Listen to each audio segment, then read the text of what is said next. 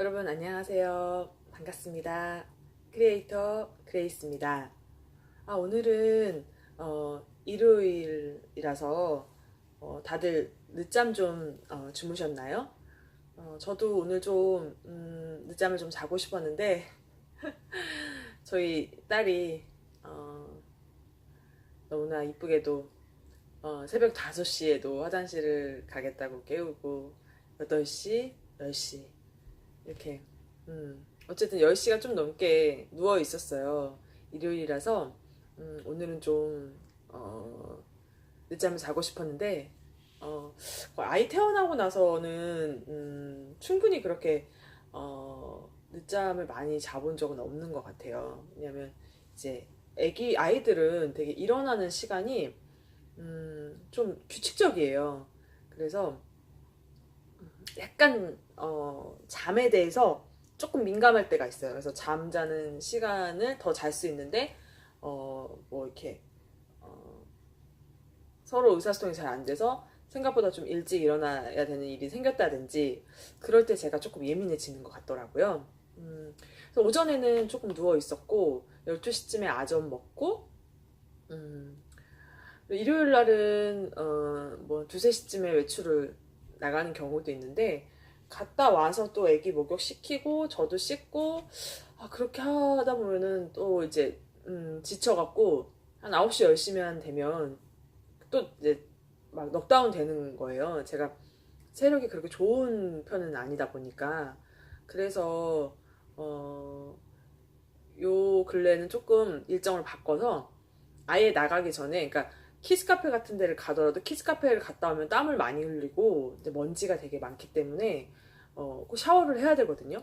그래서 일요일날 키즈카페를 가면 갔다 와서 목욕을 하고 이러다 보니까 이제 밤이 돼서는 또 피곤해서 자야 되는 이런 일이 생겨서 키즈카페를 토요일날 가거나 아니면은 일요일날은 좀 낮에 2시 3시 일찍 애기를 좀 씻기고 왜냐면 다음날 또 어린이집을 가야 되기 때문에 일요일 날은 꼭 목욕을 하거든요. 일주일에 한 2~3번 정도 목욕을 시키는데 그래서 오늘은 낮에 좀 씻기고 저녁에 파스타를 먹으러 가서 외식비가 한 36,000원 좀 넘게 나왔어요. 근데 저는 좀 크림 파스타가 먹고 싶었는데 아기가 안 먹을까봐 날치알 크림 리조또를 시켰어요. 근데 더 안 먹어갖고 맛있게 먹고 그 정도 돈이 3만 원 넘는 돈이 나왔으면 좀 괜찮은데 배도 별로 안 부르고 맛도 조금 없었어요. 가성비가 별로 좋진 않아서. 근데 예전에는 그런 일이 생겼을 때 내가 지불한 돈은 3만 원이 넘는 돈을 지불했는데 내 만족도는 한 10,000원밖에 안 된다. 그러면 좀 약간 좀 신경질을 내곤 했었어. 돈 아까워 이런 식으로. 근데 지금은 생각을 좀 바꿨어요. 생각을 자꾸 긍정적으로 하려는 습관을 이제 의식적으로 기르면서는 오늘은 썩 그렇게 가성비 좋게 먹지 못했지만 이것도 이제 연습이다. 그러니까 제가 다음번에는 아이랑 갔을 때 이런 리조또 음식은 시키지 않겠다. 그래서 제가 좋아하는 그냥 파스타를 시키고 아이한테 좀 덜어서 줬을 때 아이가 파스타를 먹으면 좋고 아이가 만약에 파스타를 먹지 않으면 그것도 제가 먹으면 되고 그리고 또 몇 가지 아이가 좋아하는 뭐 감자튀김이라든지 이런 사이드 메뉴를 또 한두 가지는 시키기 때문에 오늘은 제가 또 이 약간의 주문 메뉴 선택에 약간 실패를 하면서 저도 평소에 크림 리조또 같은 건 먹지 않아서 오늘 굉장히 느끼하거나 이러진 않았는데 한 반 조금 먹고 한 3분의 1은 남긴 것 같아요. 그래서 생각을 자꾸 긍정적으로 하면서 좋은 게 뭐냐면 어떤 상황이 생겨도요 그거에 대해서 부정적 해석을 잘 하지 않아요. 여기서 내가 배울 점 다음번에는 이런 점들을 수정해야겠다 그런 식으로 생각을 바꾸니까 우선은 제가 좋아요. 그리고 제가 그런 식으로 긍정적인 생각을 하니까 상대방도 뭐랄까요, 부정적인 단어나 이런 것들을 대화 속에서 훨씬 덜 듣게 되는 것, 그런 건 참 좋은 것 같아요. 그래서 뭐 사소한 일에도 쉽게 화나 짜증을 냈었더라면 이제는 좀 그런 것들이 적어진 것 같아요. 조금 불친절한 서빙을 받아도 좀 내가 원하는 대로 서비스를 받지 않아도 그런 것들에 대해서 예전에는 좀 약간 과도할 정도로 내가 원하는 방식, 내가 원하는 스타일대로 서비스를 좀 해줘, 이런 갑질 아닌 갑질을 하는 생각도 좀 있었고, 불친절한 그런 서비스를 받는다고 생각하면 뭐 이렇게 컴플레인 글도 막 적고 그럴 때도 있었어요. 근데 뭐 당신 지금 여기 존재하는 이유가 뭐야? 당신 지금 월급을 왜 받고 있어? 그런 식의 좀 되게 날카롭고 비판적인 생각을 머릿속에서 되게 슉슉슉 했었더라면 지금은 그냥 이 사람이 지금 좀 그렇게 좋은 서비스를 나한테 해주지는 않지만 그냥 다음번에 내가 여기를 가지 않겠다, 요 정도 생각을 하게 되지 막 더 부정적인 생각을 증폭시키지는 않아요. 근데 그게 궁극적으로는 저한테 더 도움이 되는 것 같아요. 근데 만약에 정말 심각할 정도로 시스템이나 구조에 문제가 있다, 이런 서비스는 이렇게 돈을 내는 거에 비해서 이 서비스의 퀄리티는 좀 문제가 있다, 이거는 나뿐만 아니라 다음에 오는 손님들한테도 이렇게 하는 거는 좋지 않다라고 생각하는 경우에는 훨씬 말을 부드럽게, 훨씬 뭐 당신이 이렇게 해야지 라는 식으로 충고하거나 조언하듯이 이렇게 하지 않고 부탁이나 제안을 하듯이 얘기를 해요. 예, 그 정도만 얘기해도 되거든요. 이거는 이렇게 뭐 봉투값을, 예를 들면 봉투값을 받는 거는 그게 뭐 규칙이 그렇게 바뀌었다면 봉투값을 내는 거는 뭐 50원 100원 내는 거는 상관없다. 그리고 그게 규칙이라면 쇼핑백 값을 내겠다. 그런데 잔돈을 이렇게 준비해 놓지 않고 고객한테 가서, 다른 상점에 가서 그 잔돈을 바꿔 갖고 오라고 하는 거는 이거는 좀 준비가, 이 쇼핑몰 측에서도 준비가 좀 미흡한 거 아닌가, 이런 생각이 든다. 그냥 거기까지만 얘기를 해요. 그럼 상대방도 제가 막 화를 내면서 제가 뭐 막 충고하듯이 비판적으로 막 얘기하는 게 아니니까 좀 차분히 들어요. 차분히 듣고, 그리고 그 사람한테 제가 어떤 그 제안이나 부탁을 평화로운 그 마음으로, 평화로운 언어를 써서 그 느낌 같은 것들이 있잖아요. 그렇게 얘기를 하면 상대방도 제 얘기를 그냥 차분하게 들어줘요.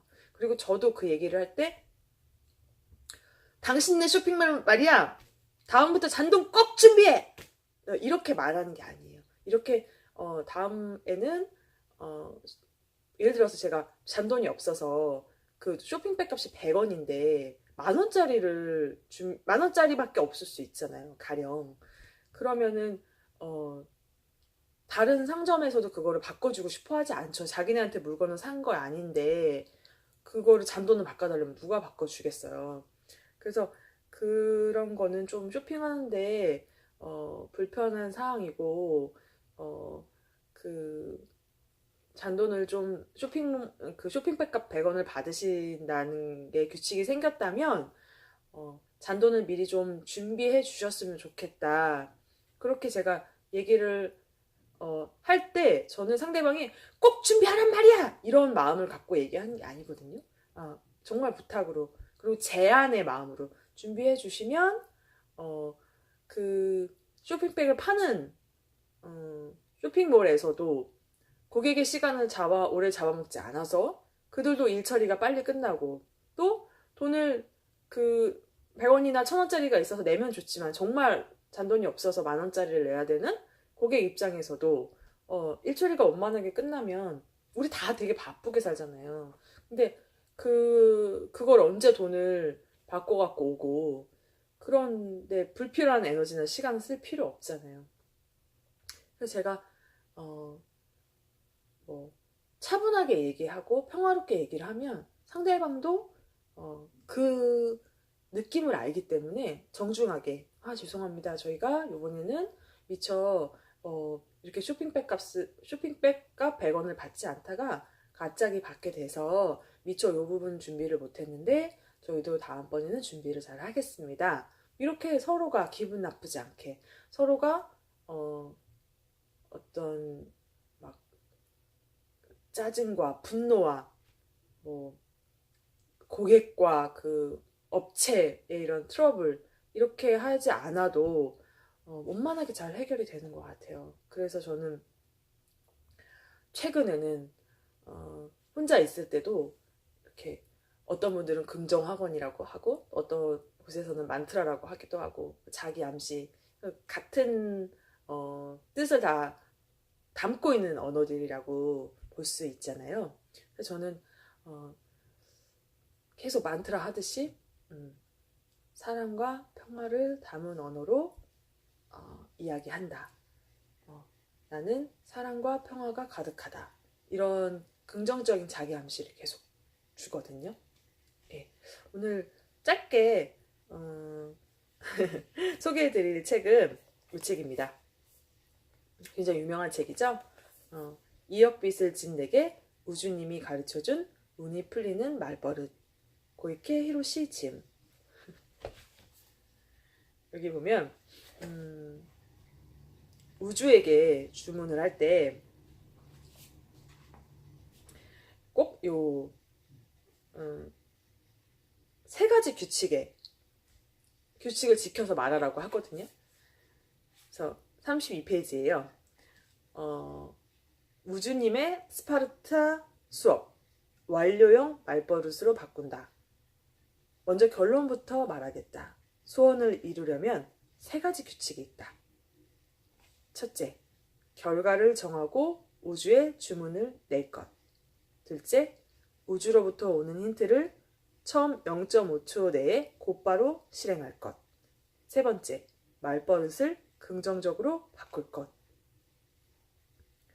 나는 역시 대단해. 나는 역시 좋은 사람이야. 이렇게 말하는 사람들이 있고요.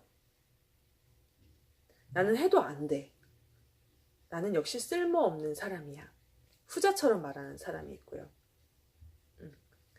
그 말은 누가 했죠? 말은 자기 자신이 했죠. 그 말의 씨는 자기가 뿌렸죠. 어느 쪽으로 말을 하는 게 자기가 소원이 있을 때라든지 아니면 자기 인생 살아가는데 도움이 될까요? 저는 두말할 나위 없이 전자 쪽이라고 생각해요. 나는 역시 좋은 사람이야. 나는 훌륭해. 나는 멋져. 라고 그렇게 씨를 뿌리고 그렇게 말씀을 하시면 여러분은 그런 사람이 되어가고 있는 중이고 그런 사람이 되실 거예요. 당신의 말버릇은 어느 쪽인지 생각해 보길 바란다. 말버릇을 통해서 그 사람이 마음속으로 무엇을 믿고 있는지 단번에 알 수 있다.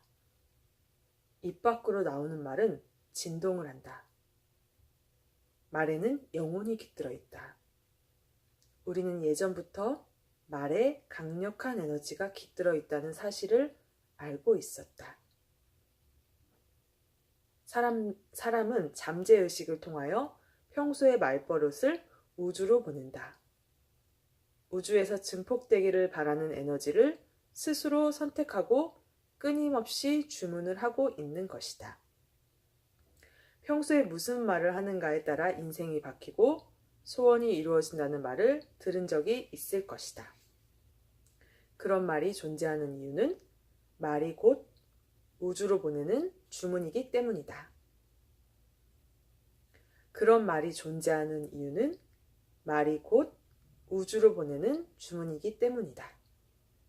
소원이 이루어지는 구조를 간단히 말하면 자신이 입 밖으로 꺼낸 말이 그대로 증폭되는 것이다.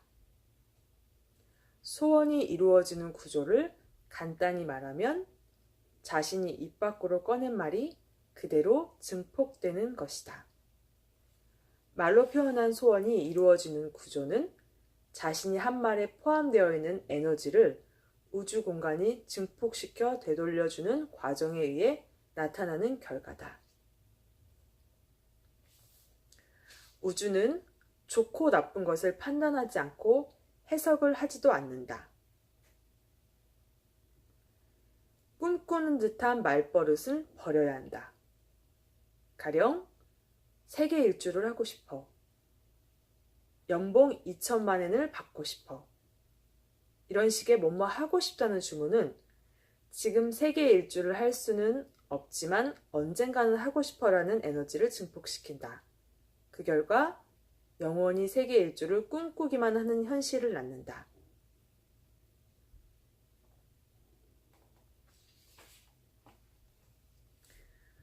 완료형 말버릇은 이렇게 말하는 것이다. 자, 보세요. 세계 일주를 하고 싶어. 무엇을 하고 싶어? 가 아니라 완료형 말버릇. 세계 일주를 했다. 연봉 2천만 엔을 받고 싶어. 무엇을 하고 싶다. 보다는 연봉 2천만 엔을 받았다. 이런 식으로 명확한 결과를 말로 표현하는 것이다. 결과를 정하고 주문을 하는 것뿐이다. 마음속으로 확실하게 정한 것을 분명하게 입 밖으로 표현하여 주문하는 것. 그리고 그것을 말버릇으로 갖는 것이다. 마치 각인을 시키듯 소원이 이루어진 상태를 자신의 마음속 깊은 곳까지 침투시켜 확신을 가져야 한다. 여기 되게 재밌는 예가 있어요. 이것은 커피숍에서 주문을 하는 것과 같다. 카페라떼를 마시고 싶으면 카페라떼를 주세요 라고 명확하게 주문을 해야 한다. 뭔가 마시고 싶은데요 라는 식으로 애매한 주문을 하는 바보는 없다. 또한 커피를 주문해 놓고 혹시 커피가 아니라 홍차가 나올지도 라거나 주문은 했지만 커피를 내주지 않을지도 몰라 라고 걱정하는 바보도 없을 것이다. 우주에 보내는 주문도 마찬가지다. 보다 명확하게 결과를 정하고 주문을 해야 한다. 그리고 그 결과를 믿고 기다린다. 이제 3가지 잘못된 말버릇은 버리기로 하자. 그렇다면 정답은 무엇일까? 바로 완료형 말버릇을 사용해야 한다는 것이다. 세계 일주를 했다. 연봉 2천만 엔을 받았다. 저는 친구랑 스웨덴 여행을 다녀오기로 작년 가을쯤에 커피를 마시다가 얘기를 했거든요. 그때가 언제가 될지는 아직 저도 잘 모르겠어요. 근데 갔다 오고 싶어요. 그래서 농담처럼 내가 로또에 되면 내가 너 스웨덴 여행 경비도 내가 되겠다 이런 말을 했었거든요. 근데 그때 말을 하는 거는 제가 그냥 말에 씨를 뿌려보는 거예요. 그렇게 말을 함으로 인해서 되지 말란 법도 없기 때문에.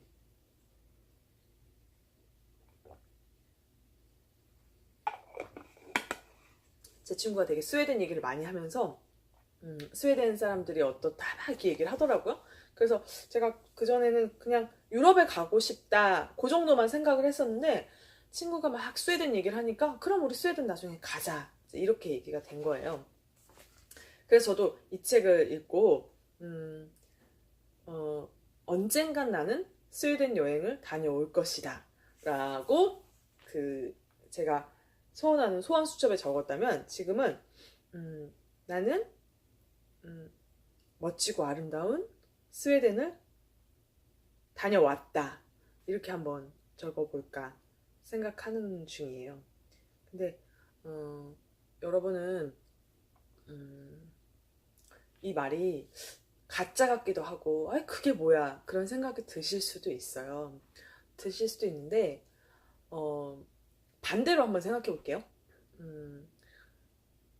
나는 안 돼. 나는 못 할 거야. 그렇게 저 되게 오랫동안 그렇게 생각해는 습관이 있었어요. 그래서 많은 것들을 도전해보지도 않고 시도도 안 해보는 것도 되게 많았거든요. 그래서 가끔은 제가 이렇게 사람들이 저를 지적하는 것 중에 너는 왜 그렇게 생각이 부정적이냐? 너는 왜 그렇게 안 된다고 생각을 하니? 예. 좀 실제 그런 말을 가끔 들었어요. 저도 좀 자존심이 좀 상하기도 하고 기분이 좀 좋지 않기도 했죠. 근데 제가 생각했을 땐 제가 못할 것 같은 거예요. 정말 안 될 것 같은 거예요. 근데 요새 저는 이런 안 될 것 같다, 못할 것 같다라는 말은 정말 금기어처럼 사용하지 않아요. 그리고 제가 지금은 운전한 지 2년 넘었거든요. 그래서 웬만한 곳은 제가 갈 수 있는데 다 갈 수 있어요. 근데 저 운전은 30대 후반에 배웠어요. 왜냐하면 돈이 넉넉지 않았던 것도 뭐 이유가 될 수도 있겠지만 그보다는 제가 난 운전을 못할 것 같아. 난 운전이 안 될 것 같아. 이런 생각을 계속 했었어요. 두려웠었어요. 운전하는 건 되게 특별한 사람들, 그리고 뭔가 기계를 잘 만지는 줄 아는 사람들. 근데 제가 막상 운전을 해보니까 특별한 사람이 운전을 하는 것도 아니고요. 기계 만지는 걸 좋아하는 사람이 운전하는 것도 더더욱 아니에요. 그러니까 제가 난 못할 거야 라는 생각을 버리고, 예, 운전 연수를 받았고, 그보다 그 전에는 운전면허를 미리 따는 거죠.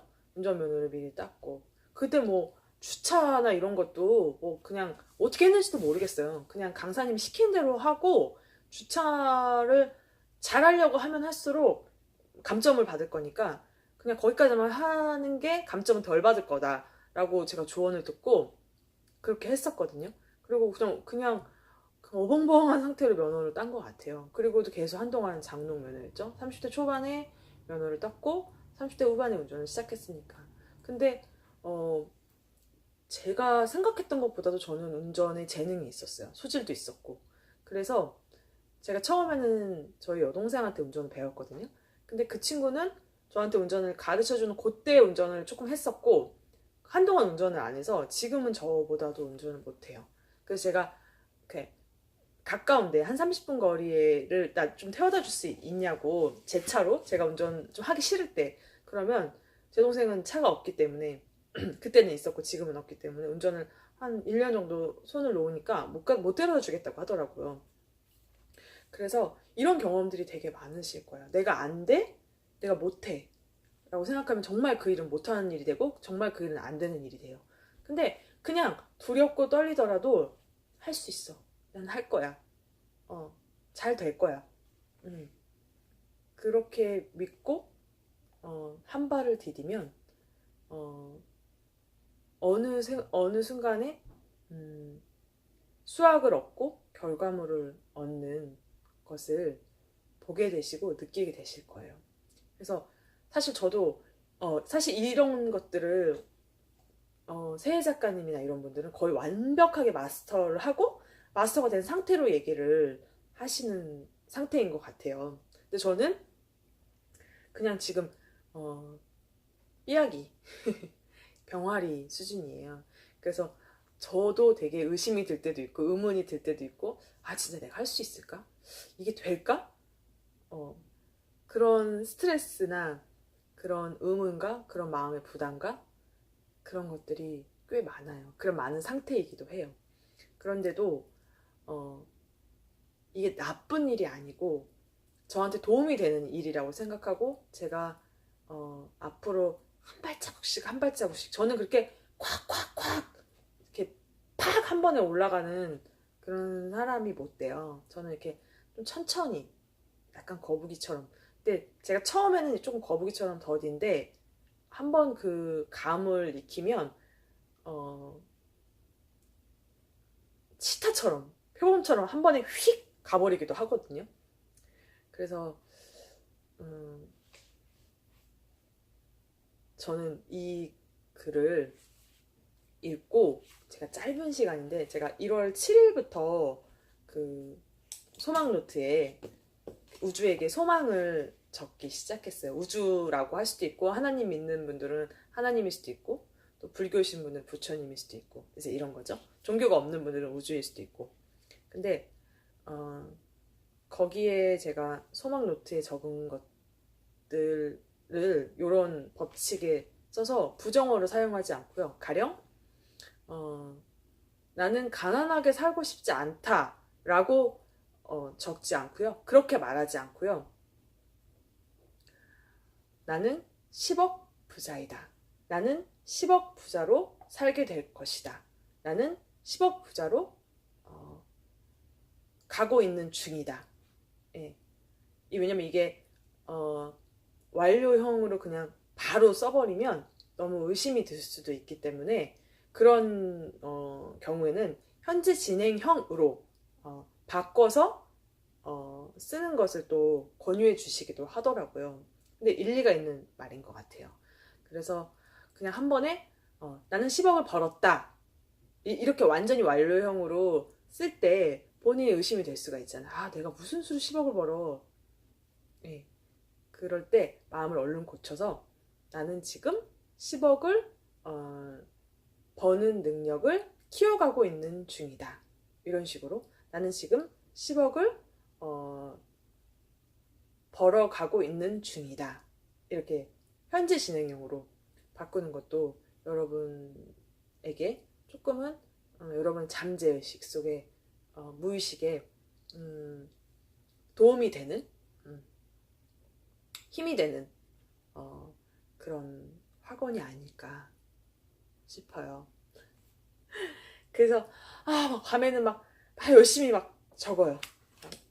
여기 노트에다가 막 적고 아침이 되면 갑자기 막 한숨이 나오기도 해요.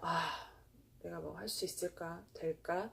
그런 생각이 들기도 하는데 그렇게 조금씩 성장해 가는 게 우리의 삶인 것 같아요. 그래서 저는 저 자신에게 누누이 말하는 게 뭐냐면 한 번에 훅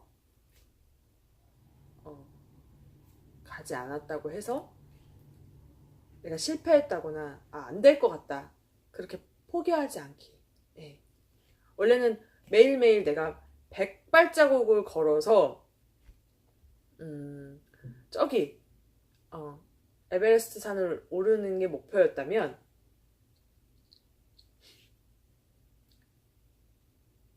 100발자국이라는 목표가 너무 높아서 한 30발자국? 40발자국? 걷고 하지 말자. 그 다음에는 전혀 안 걷고 그런 경우가 우리의 인생에서 되게 왕왕 있잖아요. 그래서 사실 저도 대표적으로 그런 사람 중에 한 사람이거든요. 그래서 저도 좀 전략을 바꿨어요. 생각을 바꿨어요. 제 영상 보시면 이렇게 제가 저 토닥이는 영상 가끔 있어요. 제가 잘했어. 너 어저께는 5발자국 걸었는데 오늘 10발자국 걸어줬잖아. 그럼 너 우리 2배나 더 걸은 거야. 고마워. 애썼어. 잘했어. 정말 훌륭하다. 오늘 날씨도 춥고 되게 피곤하고 그냥 좀 쉬고 싶고 재밌는 TV 보면서 누워있고 싶었는데도 오늘 이렇게 카메라 켜고 유튜브 촬영도 하고. 왜냐면 제 소망 중에 좋은 유튜버로 성장하는 꿈의 목록이 또 있거든요. 근데 너무 잘 찍으려고 너무 잘 촬영을 하려고 하면 제가 너무 능력이 없는 것 같은 느낌이 들면서 아예 촬영을 안 해버리는 일도 생기더라고요. 그래서 조금 전략을 바꿨어요. 꾸준히 하는 너의 모습 정말 응원한다. 그냥 이렇게 한 발자국 한 발자국씩 해 나가면 되는 거야. 괜찮아. That's okay. 괜찮아. 고마워.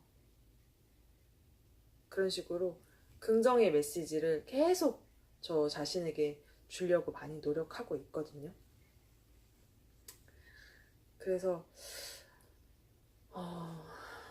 가끔씩 제가 저희 동네 그 지역 맘카페에 글을 보다 보면 그 맘카페에 저 매일 들어가요. 매일 들어가서 그 이슈가 우리 동네에서 이슈가 되는 어떤 경우에는 뭐 어떤 떡볶이집이 너무 맛집으로 소문나서 갑자기 확 몰리기도 하고 또 뭐 유치원 입학 시즌에는 어떤 유치원을 가는 게 좋을까 그때그때마다 그 시즌별로 그 계절별로 그 그때 뭐 일정별로 확 이슈가 되는 주제들이 이렇게 인기글로 떠요. 저는 주로 인기글들을 위주로 읽는데 왜냐면 시간이 많지가 않으니까 그렇게 사람들이 지금 이슈가 되고 있는 게 뭔가 그런 것들을 보는데 엊그저께 누가 이런 말을 적었어요. 제가 이런 내용도 가끔 읽거든요. 가끔 읽는데 진짜 가슴 아픈 내용인데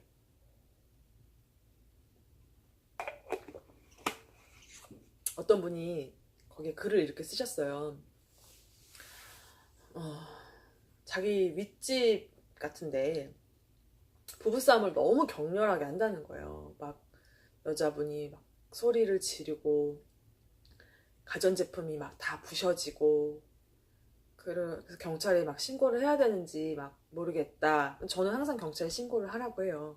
왜냐면 극단적으로 정말 맞아서 사망하는 경우도 있으니까 그걸 막아야 된다고 생각을 해서 근데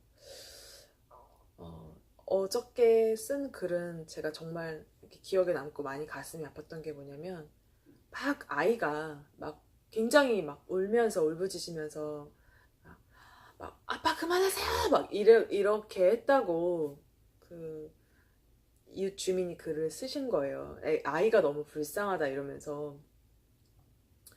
근데 저는 그게 이제 부부싸움을 했을 때 그게 아빠가 됐든 그가 엄마가 되셨든 간에 꼭 아셨으면 좋겠는 게 뭐냐면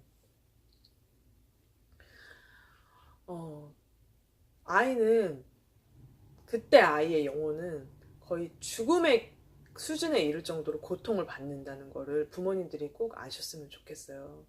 저도 아이 앞에서 되게 큰 소리로 다투기도 해요.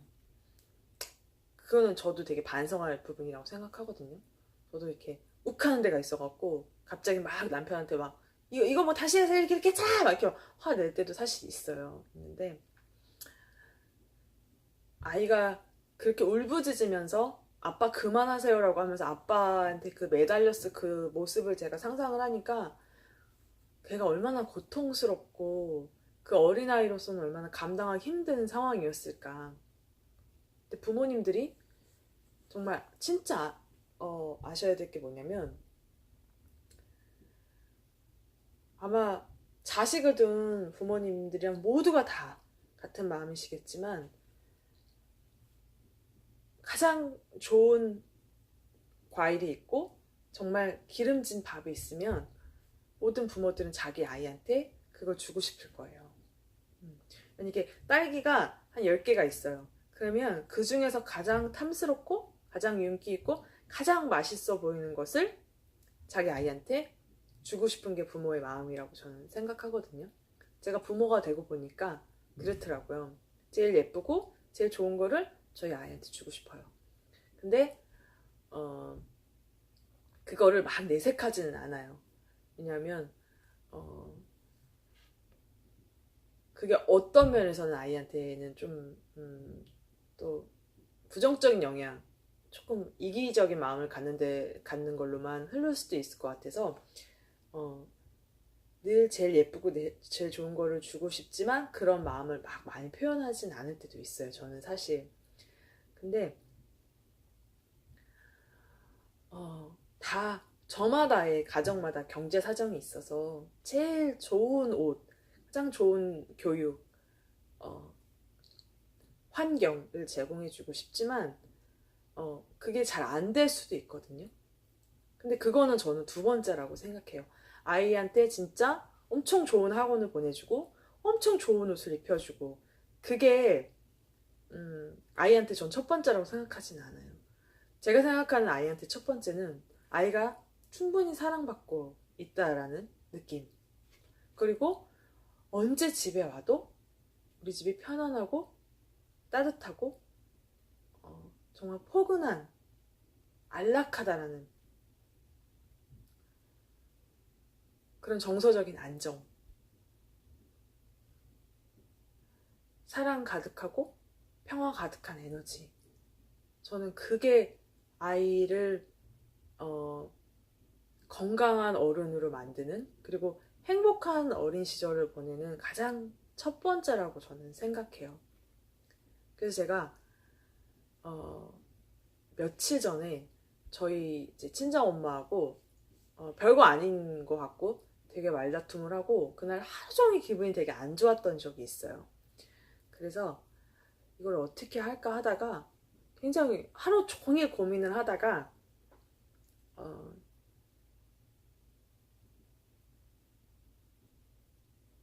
제가 혼자 차 안에서 거울을 보면서 엄마한테 혼자 이렇게 혼잣말처럼 말했어요. 엄마,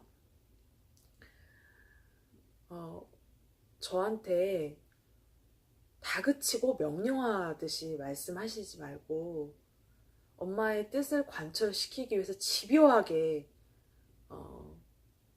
얘기하지 마시고 저한테 원하는 게 있으실 때, 저한테 뭐 제가 들어줬으면 하는 부탁이 있을 때 명령하듯이 말씀하시지 마시고 부탁으로 얘기해 주세요. 그리고 그 언어를 사용할 때 부디 사랑과 평화를 담아서 얘기해 주세요. 그리고 제가 실제 하루 이틀 정도 지나서 저희 엄마를 만났을 때 이런 말을 정말 차분하게, 그리고 제가 온 정성을 다 들여서 엄마한테 얘기했어요. 엄마가 나한테, 엄마 정말 내가 잘 살기를 바라잖아. 내가 진짜 행복하게, 내가 정서적으로 안정돼서 평화롭게 우리 가정을 이끌고 내가 성공적인 삶을 살기를 엄마가 나는 정말 원한다는 거에 대해서 믿어 의심치 않아. 그래서 내가 한 사람의 어른으로서, 성인으로서 안정된 정서를 갖고 행복하게 살기를 엄마가 진짜 원한다면 난 엄마가 지금 나한테 1,000만 원, 2,000만 원 그런 거를 달라는 게 아니야. 엄마가 지금 나한테 줄 수도 없지만 엄마가 금은보화, 다이아몬드를 있다면 다 주실 뿐이지만 그걸 지금 줄 수는 없는 형편이고 나 엄마한테 그걸 받기를 원하는 게 아니다. 엄마가 나한테 명령하지 않고 엄마가 나한테 어떤 말을 하고 싶을 때 사랑을 담아서 평화를 담아서 얘기해 주시고 내가 또 사랑과 평화로 화답하고 우리가 그렇게 의사소통을 하면 나는 어디 가서도 누구를 만나도 나 자신에게도 그렇게 얘기할 수 있고, 왜냐면 내가 엄마한테 계속 그런 메시지를 받았기 때문에 나 자신에게도 사랑과 평화를 닮은 스스로와의 의사소통이 되고 타인에게도 그런 의사소통을 할 수 있다. 그게 나에게는 큰 기쁨이고 행복이고 큰 사랑이고 큰 평화일 것이다. 그걸 정말 되게 진지하게 얘기를 했어요.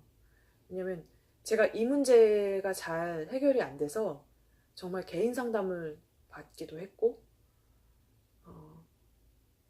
번번이 되게 뭐랄까요, 삶이라는 것에서 굉장히 번번이 상처를 받는 그런 느낌이 왕왕 들곤 했거든요.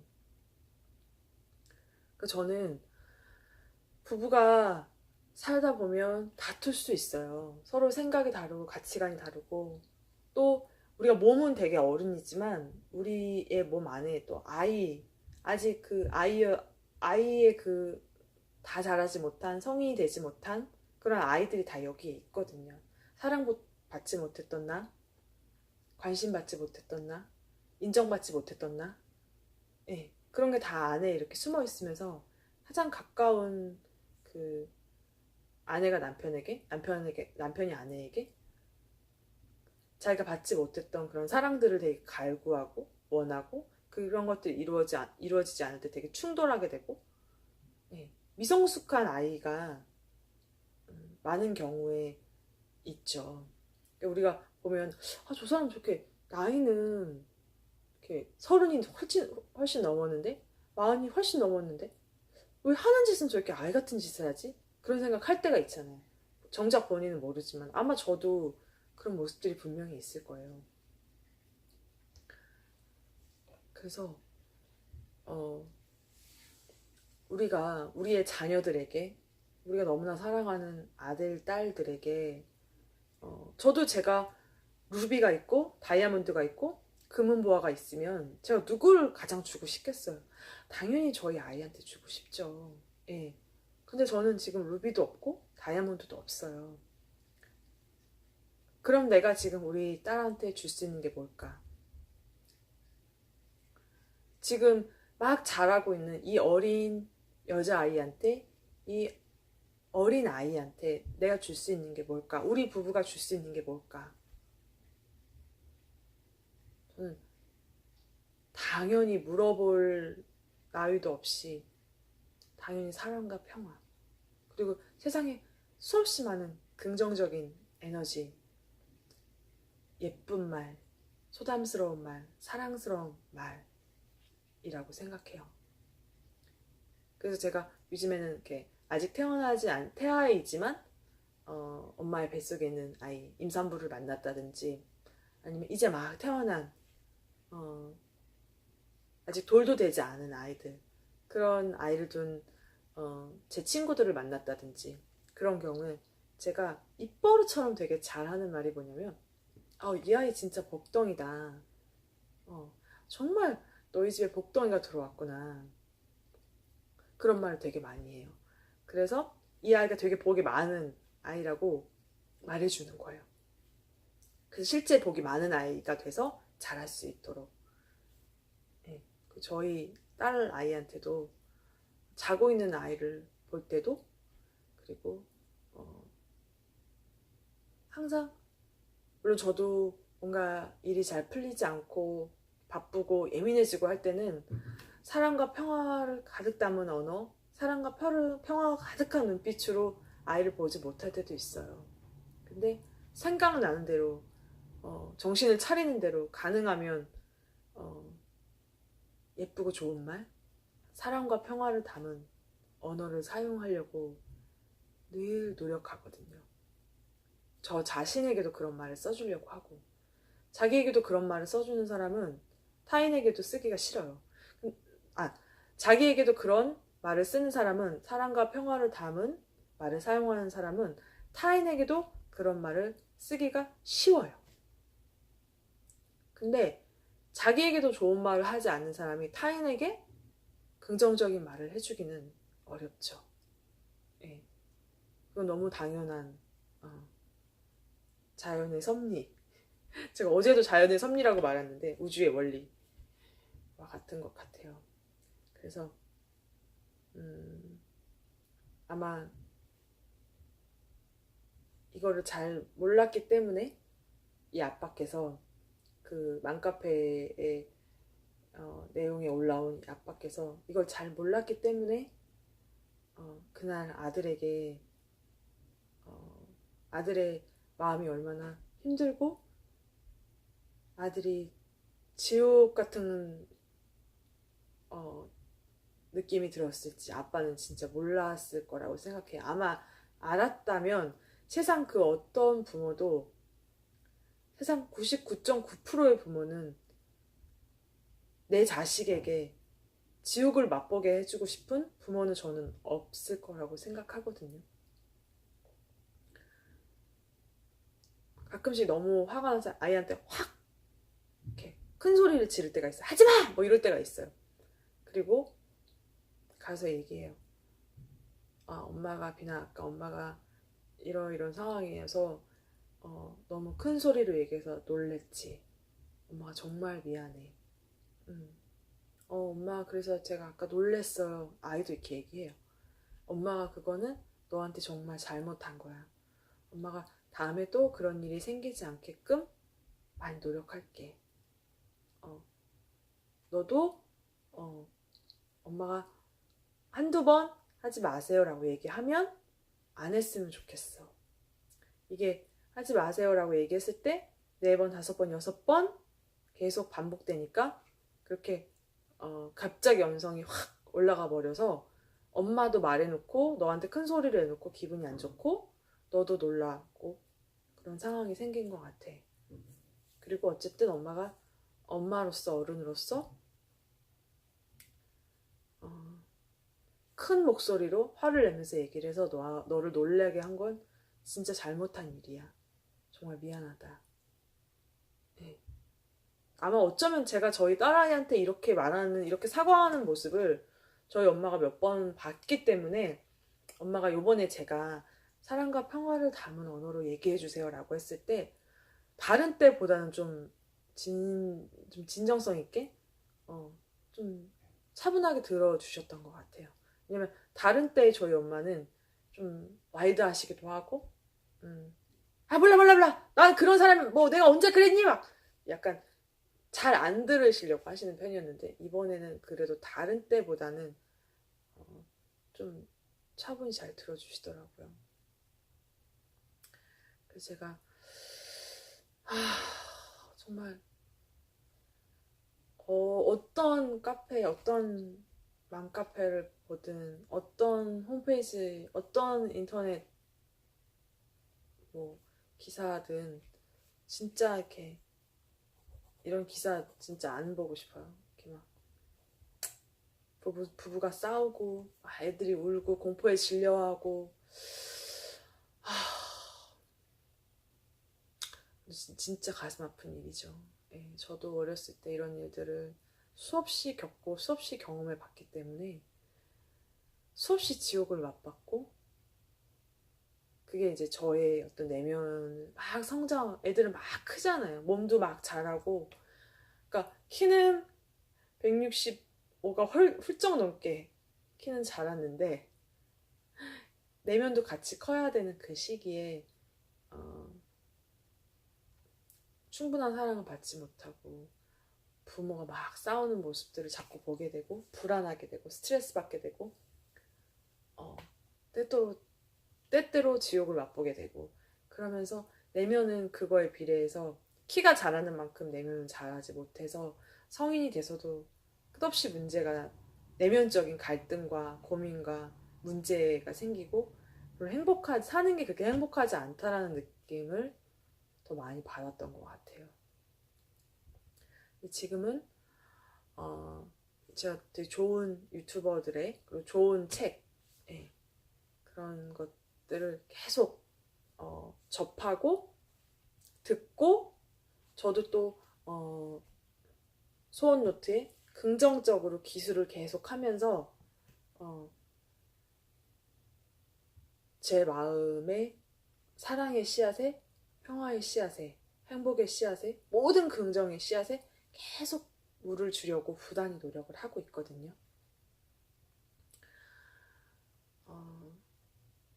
여러분들도 지금 혹시 좀 힘들고 지치고 뭐가 뭔지 잘 모르겠고 되게 혼란스럽다고 느끼실 수 있어요. 그러면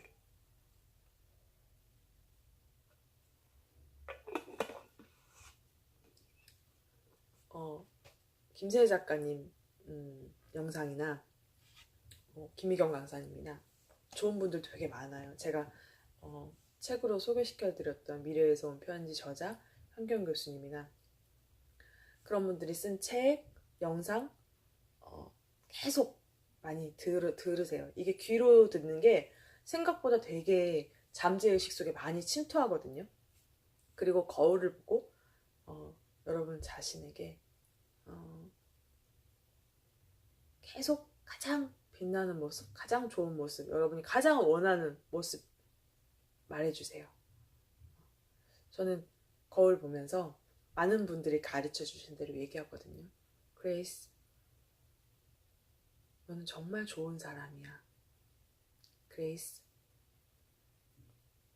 나는 너를 너무너무 사랑하고 진심으로 믿고 언제나 응원해 줄 거야.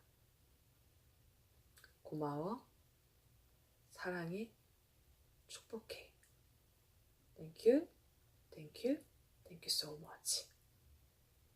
감사하는 마음을 갖고 세상을 사는 것과 불평, 불만을 갖고 세상을 사는 것은 궁극적으로 결론만 말씀드리자면 감사한 마음을 갖고 세상을 사는 게 본인에게 훨씬 좋아요. 훨씬 이득이 되고. 제가 소액인데 조금 주식을 하거든요. 투자한 부분이 있거든요. 정말 소액이에요. 얼마 안 되는데 어느 날 보니까 수익률이 20% 이상 났더라고요. 되게 기분이 좋았어요. 정말 수익이 날 거라고 하는 종목에 투자를 했는데 정말 수익이 난 거예요. 되게 기분 좋더라고요. 그리고 또 이렇게 자기 전에 기도했어요. 자고 일어나면 내 주식의 가치는 또 상승한다. 상승한다. 내 주식은 계속 상승할 것이다. 근데 실제 별로 상승하지 않았어요. 떨어졌어요. 네. 제가 한 10만원 정도, 정말 소액이라서 10만원 정도 수익이 났는데 어느 날 보니까 7만원의 수익으로 떨어진 거예요. 그러니까 3만원어치가 주식이 하락한 거죠. 그래서 제가 감사합니다 라고 했어요. 네. 마이너스 난 건 아니잖아요. 감사합니다. 5만원 돼도 감사합니다. 그러다 보면 또 8만원 되고 어느 날 또 10만원이 돼 있더라고요. 근데 물론 여기서 중요한 거는 제가 투자한 금액은 소액이기 때문에 제가 그 돈을 다 잃어도 제 삶에는 큰 변화는 없어요. 좀 아깝긴 하겠죠. 왜냐면 그거였으면은 우리 가족이 한 2박 3일 정도는 되게 럭셔리 여행은 아니어도 그냥 국내 여행 되게 행복하게 하고 올 수 있는 충분한 돈인데 그거를 뭐 주식으로 다 잃었다고 하면 좀 속상하지만 2박 3일 여행할 돈 뭐 없어졌다고 해서 우리 인생에 엄청난 일이 생기지 않잖아요. 근데 그냥 생각을 다 네. 수익률이 20% 넘었을 때 감사합니다. 수익률이 좀 더 감소해서 뭐 10%대로 떨어져도 감사합니다.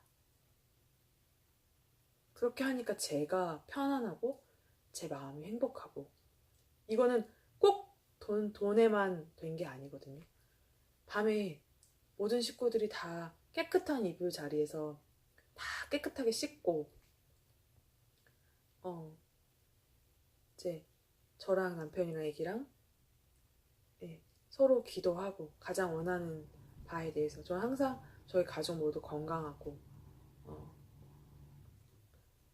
제가 좋아하는 일 하면서 부자가 돼서 살고 싶습니다. 이런 기도 되게 자주 해요. 그런 기도하고 제가 그런 기도하면 저희 남편 항상 저를 비웃긴 하는데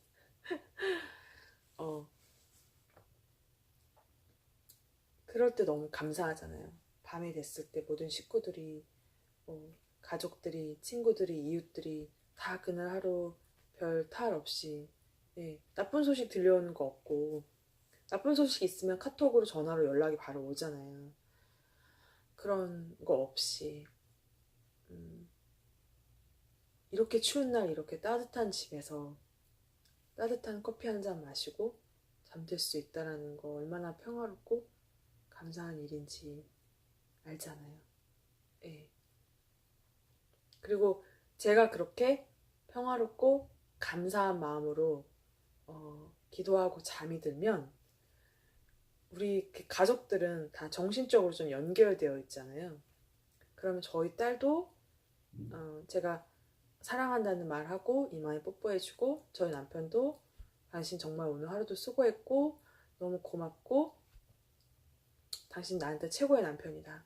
그렇게 하면서 등 한번 쓰다듬어주고 그렇게 하면 다들 되게 평화롭게 더 잠 잘 드는 것 같아요. 당연히 막 부부싸움하고 막 꾸지람 받고 저희 딸 막 예를 들어서 꾸지람 받고 이렇게 울다가 잠들면 잠자면서도 이렇게 잠자면서도 좀 슬퍼하잖아요. 그리고 막 부부싸움하고 잠들면 서로 막 씩씩거리면서 되게 기분도 안 좋고 막 에너지도 되게 부정적인 에너지도 막 가슴에 꽉 차 있는 상태로 뭐 화병 걸릴 것 같고 막 그렇잖아요. 네, 그렇게 하지 않고 음, 서로 수고했다. 오늘 하루 너무 애 많이 썼다. 고맙다. 사랑한다. I love you. I love you.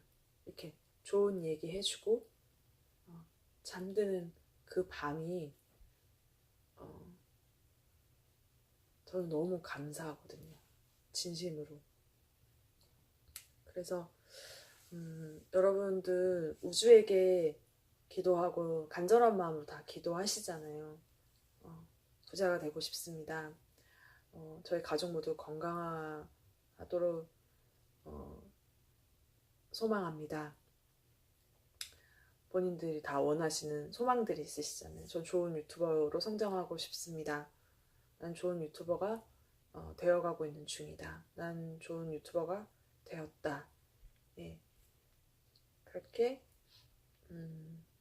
긍정적으로 현재 진행형 혹은 현재 완료형으로 기도하시고 또 노력도 해야겠죠. 나는 정말 좋은 유튜버로 성장하고 있는 중이다 라고 기도는 했는데 영상은 하나도 촬영을 안 해요.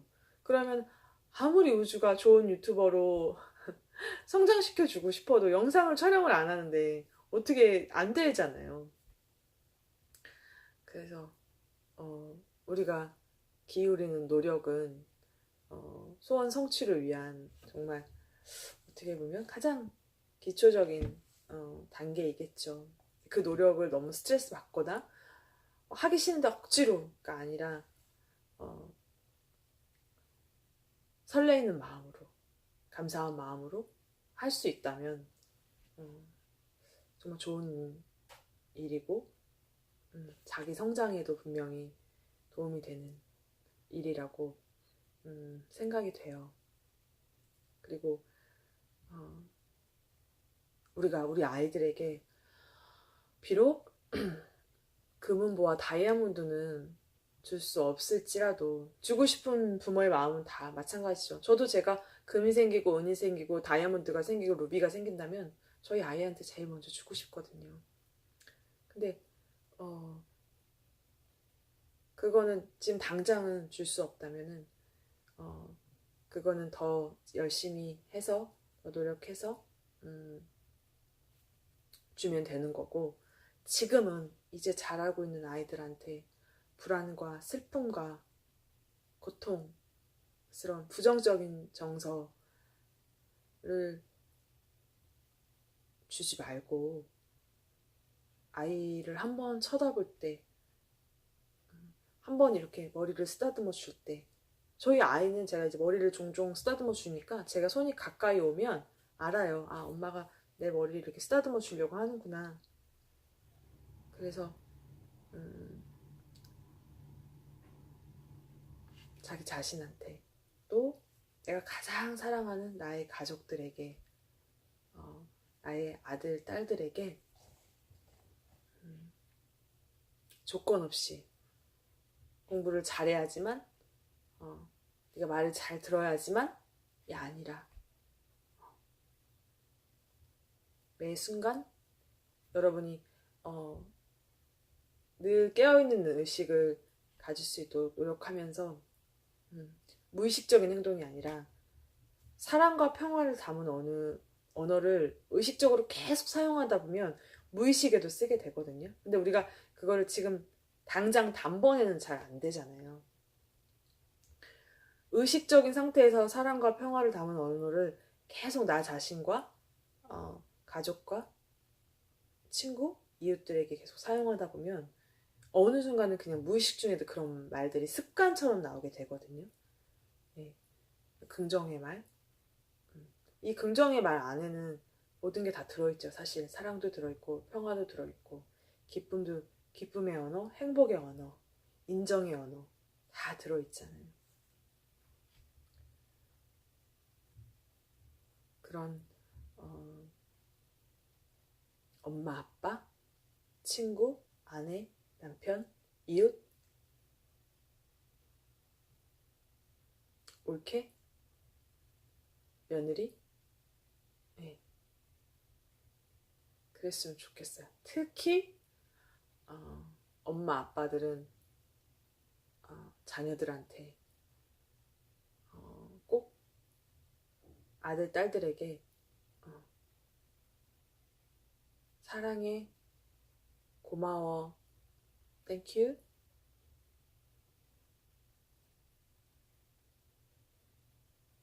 큰 목소리로 아이를 놀래키거나 윽박지르지 않고, 이렇게 말하다 보니까 저도 또 많이 반성이 되긴 하는데, 저도 대표적으로 많이 노력하려고 해요. 많이 노력이 필요한 사람이기도 하고. 먼저 자기 자신에게 얘기해 줘 볼까요? 자기에게 잘 말할 수 있는 사람이 자기 아이들에게도 잘 말할 수 있거든요. 그레이스에게 사랑을, 그레이스에게 평화를, 그레이스에게 행복을, 그레이스에게 기쁨을, 그레이스에게 인정을. 고마워, 사랑해. 고마워, 사랑해. 땡큐. 그리고 여러분이 너무나 사랑하는 아들, 딸들에게도 오늘 밤 사랑과 평화를 담아서 얘기해 주세요. 고맙습니다. 사랑합니다. I love you. Thank you, thank you, thank you.